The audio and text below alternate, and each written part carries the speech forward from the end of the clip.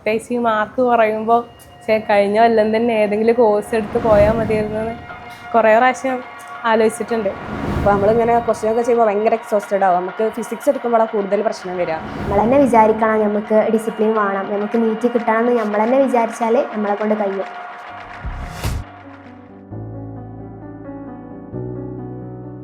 Hi, എൻ്റെ പേര് മിസ്കുൽ ജന്ന. ഞാൻ ഓൺലൈൻ ബാച്ചിലെ B4 സ്റ്റുഡൻ്റാണ്.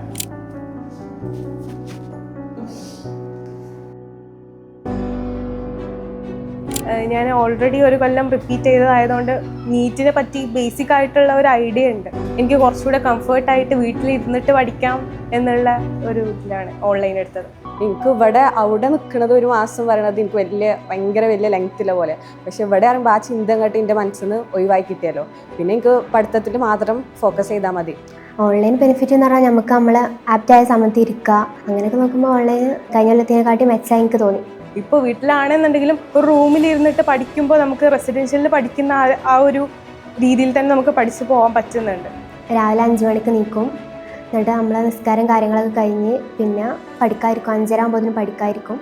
കുറച്ച് കഴിഞ്ഞ് ഒരു 7 മണിക്കൊരു ചെറിയ ബ്രേക്ക്. അതിൻ്റെ മുന്നേ നമുക്ക് മെൻറ്റർ വോയിസ് അയക്കും, അന്ന് എന്തൊക്കെ ചെയ്യേണ്ടതെന്നും ആ ചാപ്റ്റർ എങ്ങനെ പഠിക്കേണ്ടതെന്നൊക്കെ മെൻറ്റർ വോയിസ് അയക്കും. പിന്നെ അത് കഴിഞ്ഞിട്ട് നമുക്ക് അന്ന് എന്താ ചെയ്യേണ്ടതെന്നുള്ള correct instruction 8:45 Ashiq sir morning മീറ്റിലൂടെ തരും. പിന്നെ ഫുഡ് കഴിച്ചിട്ട് പിന്നെ പഠിക്കാനിരിക്കും. ചെറിയ ബ്രേക്ക് എടുത്തിട്ട് ഞാൻ പാർട്ടാക്കി പഠിക്കും.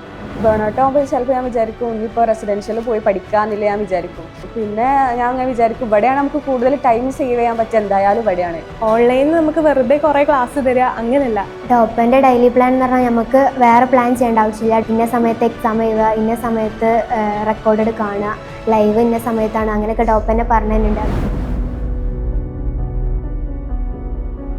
ഒരു ചാപ്റ്റർ നമുക്ക് കാണാൻ വേണ്ടിയിട്ടുള്ള റെക്കോർഡ് ക്ലാസ്സസ് ഉണ്ടാവും, പിന്നെ ലൈവ് ക്ലാസ്സസ് ഉണ്ടാവും, പിന്നെ ക്വസ്റ്റ്യൻ പ്രാക്ടീസ് ചെയ്യാനുള്ള ടൈം ഉണ്ടാവും. ആഴ്ചയിൽ 2 ദിവസം നമുക്ക് എക്സാം ഉണ്ടാവും. ആ വീഡിയോ ക്ലാസ് കണ്ടിട്ട് നമുക്ക് എത്രത്തോളം അത് മനസ്സിലായി എന്ന് അറിയാൻ വേണ്ടിയിട്ട് അതിൻ്റെ മുന്നേ ലൈവിൻ്റെ മുന്നേ നമുക്കൊരു PCT എന്ന് പറഞ്ഞ പോസ്റ്റ് ചാപ്റ്റർ ടെസ്റ്റ് ഉണ്ടാവും. റെസിഡൻഷ്യലിൽ എന്തൊക്കെയാണ് പ്രൊവൈഡ് ചെയ്യുന്നത് അതൊക്കെ നമുക്ക് ഓൺലൈനിലും പ്രൊവൈഡ് ചെയ്യുന്നുണ്ട്.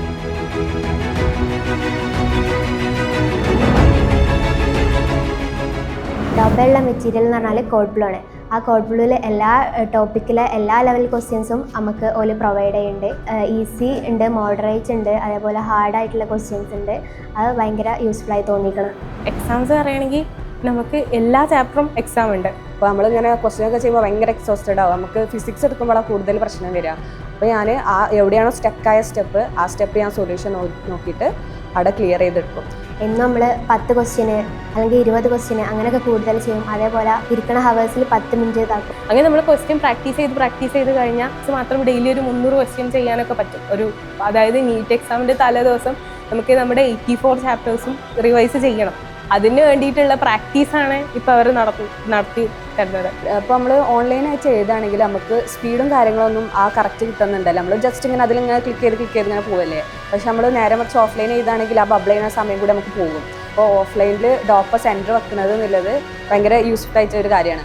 ഡോപ്പിൻ്റെ ഫേവറേറ്റ് സംഭവം എന്ന് പറഞ്ഞാൽ ഇവിടുത്തെ മെഡിക്കോ മെൻറ്റേഴ്സാണ്. ഓല് ഇതേപോലെ നീറ്റ് റിപ്പീറ്റ് ചെയ്ത ആൾക്കാരാണ്. അപ്പോൾ ഓൽക്കും ഇതേപോലെ എക്സ്പീരിയൻസ് ഒക്കെ ഉണ്ടായതുകൊണ്ട് തന്നെ ഓല് നമുക്ക് എങ്ങനെയാണിത് ഓല് ഇതാക്കിയത് നമുക്ക് പറഞ്ഞുതരും. ഫാക്കൽറ്റീസ് എല്ലാവരും അടിപൊളിയാണ്. ആഷിഖ് സാറായാലും അനൂപ് സാറായാലും എല്ലാവരും, ആദിൽ സാറായാലും എല്ലാവരും നല്ല അടിപൊളിയാണ്. നന്നായിട്ട് നമുക്ക് ഡൗട്ട്സും കാര്യങ്ങളും നന്നായിട്ട് ക്ലിയർ ചെയ്ത് തരും. നമ്മളെ കൂടുതലും ഒന്നുകൂടിയും ആക്റ്റീവായിട്ട് ഇരുത്താൻ നോക്കുക. നമുക്ക് ചിലപ്പോൾ ആദിൽ സാറൊക്കെ ആണെങ്കിൽ നമുക്ക് ഡൗട്ട് ക്ലിയറൻസിൽ ക്വസ്റ്റ്യൻസ് ഒക്കെ ചോദിക്കും. ഡൗട്ട് ക്ലിയറൻസിലല്ല, ലൈവിൽ ക്വസ്റ്റ്യൻസ് ഒക്കെ ചോദിക്കാൻ നോക്കും. അപ്പോൾ നമ്മൾ ഒന്നുകൂടി ആക്റ്റീവായി നിൽക്കുമല്ലോ. മെയിനായിട്ട് ഫോൺ ഒഴിവാക്കണം, യൂട്യൂബ്, ഇൻസ്റ്റഗ്രാം ഒക്കെ ഒഴിവാക്കണം. സോഷ്യൽ മീഡിയ തുടക്കത്തിലൊക്കെ ഞങ്ങൾക്ക് ഒഴിവാക്കാൻ ഭയങ്കര ബുദ്ധിമുട്ടായിരുന്നു. ആദ്യം ഇൻസ്റ്റാഗ്രാമൊക്കെ ഉണ്ടായിരുന്നു, പിന്നെ ഞാൻ ഒഴിവാക്കും, പിന്നെ അത് ഇൻസ്റ്റാൾ ചെയ്യും. നമ്മൾ തന്നെ വിചാരിക്കണം, നമുക്ക് ഡിസിപ്ലിൻ വേണം, നമുക്ക് നീറ്റ് കിട്ടണം എന്ന് നമ്മൾ തന്നെ വിചാരിച്ചാൽ നമ്മളെ കൊണ്ട് കഴിയും.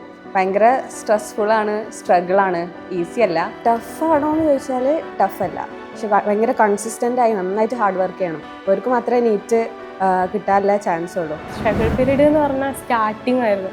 അപ്പോൾ ഭയങ്കര സ്ട്രഗിളിങ് ആയിരുന്നു. ഇപ്പോൾ ക്വസ്റ്റ്യൻ ചെയ്തിട്ട് മര്യാദയ്ക്ക് എത്തൂല. ചില എക്സാമിന് കഴിഞ്ഞ കൊല്ലം ഉണ്ടായിരുന്ന മാർക്ക് പോലും ഇല്ലാതാകുമ്പോൾ അപ്പോൾ ഭയങ്കര ടെൻഷനാവും. പ്രത്യേകിച്ച് ഈ മാർക്ക് കുറയുമ്പോൾ കഴിഞ്ഞ കൊല്ലം തന്നെ ഏതെങ്കിലും കോഴ്സ് എടുത്ത് പോയാൽ മതിയായിരുന്നു കുറേ പ്രാവശ്യം ആലോചിച്ചിട്ടുണ്ട്.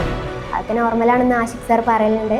പക്ഷെ നമുക്ക് എല്ലാവരും പറയേണ്ടത് അത് നോർമലാണെന്ന്. പക്ഷേ നല്ല ടെൻഷൻ ഉണ്ടായിനി ആ സമയത്ത്. അപ്പോൾ നമ്മുടെ മെൻറ്റേഴ്സും ഒക്കെ ഭയങ്കരമായിട്ട് ഹെൽപ്പ് ചെയ്തിട്ടുണ്ട് ആ ഒരു സമയം.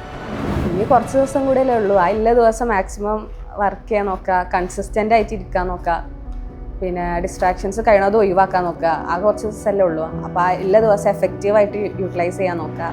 ആവറേജ് സ്റ്റുഡൻസ് ആണെങ്കിൽ പോലും ഇൻറ്റൻസ് ആയിട്ട് ഡെയിലി കൺസിസ്റ്റൻ്റ് ആയി മീൻസ് എത്ര അവർ പഠിക്കണമെന്നല്ല, ഇരിക്കണ അവർ നമ്മൾ നന്നായിട്ട് പഠിച്ചിട്ട് എന്ത് ചെയ്യുക, കൺസിസ്റ്റൻ്റ് ആയി പഠിച്ചാൽ കിട്ടാവുന്നതേ ഉള്ളൂ എന്ന് ഞാൻ പറയുന്നത്.